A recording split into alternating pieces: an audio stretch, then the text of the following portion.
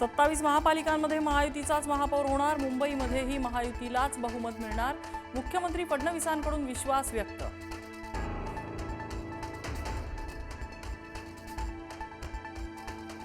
ईव्हीएमला पाडू नावाचं मशीन जोडलं जाणार, मात्र या मशीनबाबत निवडणूक आयोगाने कोणत्याही पक्षाला माहिती का दिली नाही?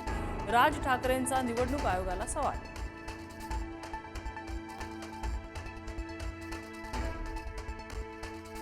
सर्व राजकीय पक्षांच्या बैठकीत पाडू मशीन संदर्भात माहिती दिली। विरोधकांच्या आरोपांवर मुंबई महापालिका प्रशासनाचं स्पष्टीकरण। पाडू मशीन गरज वाटली तरच जोडणार, महापालिकेची माहिती।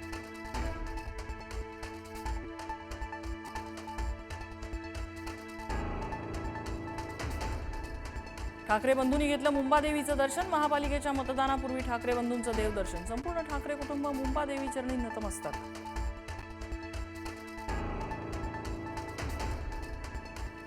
राज्यभरातल्या 29 महापालिकांच्या निवडणुकीची तयारी अंतिम टप्प्यात। उद्याच्या मतदानासाठी मतपेट्यांचं वितरण।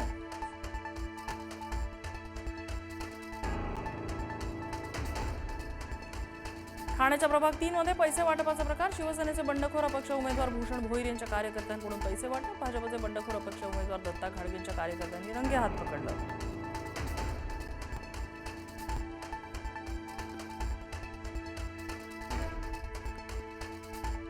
चेंबूर आणि सायनमध्ये पैशांचा पाऊस। चेंबूरमध्ये प्रभाग क्रमांक 153 मध्ये शिंदेंच्या शिवसेनेकडून पैसे वाटल्याचा आरोप, तर सायनमध्ये भाजप उमेदवाराचे कार्यकर्ते पैसे वाटप करत असल्याचा दावा।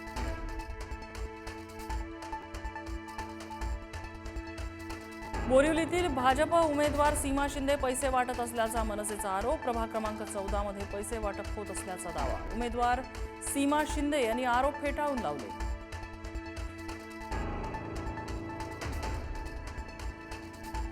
मुंबईत विक्रोळी प्रभाग क्रमांक 124 मध्ये शिंदेंची शिवसेना आणि ठाकरेंच्या शिवसेनेमध्ये राडा। दोन्ही पक्षाच्या पदाधिकाऱ्यांचे एकमेकांवर पैसे वाटपाचे आरोप। दोन्ही गटात हाणामारी।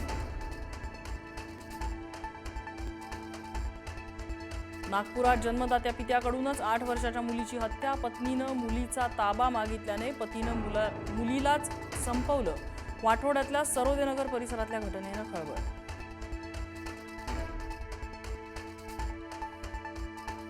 पुण्यातल्या दौंडमध्ये पवारांच्या राष्ट्रवादीच्या कार्यकर्त्याला मारहाण। भर चौकात आफताब सय्यद यांचा पाठलाग करत टोळक्याकडून मारहाण।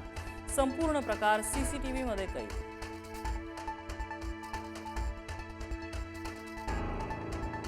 सांगलीच्या जतमध्ये वादळी वाऱ्यासह पाऊस। अचानक आलेल्या पावसामुळे नागरिकांची तारांबळ। द्राक्ष बागेला फटका बसण्याची शक्यता।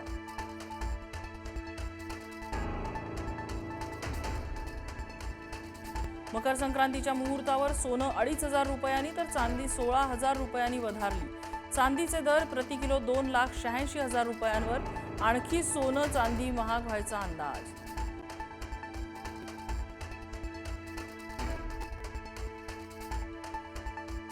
विराट कोहली 5 वर्षांनंतर नंबर 1 वनडे फलंदाज। रोहित शर्मा आयसीसी क्रमवारीत 3ऱ्या स्थानावर घसरला। टॉप 10 मध्ये 4 भारतीय फलंदाज। क्रमवारीत श्रेयस अय्यर आणि शुभमन गिलचा समावेश। Thank you.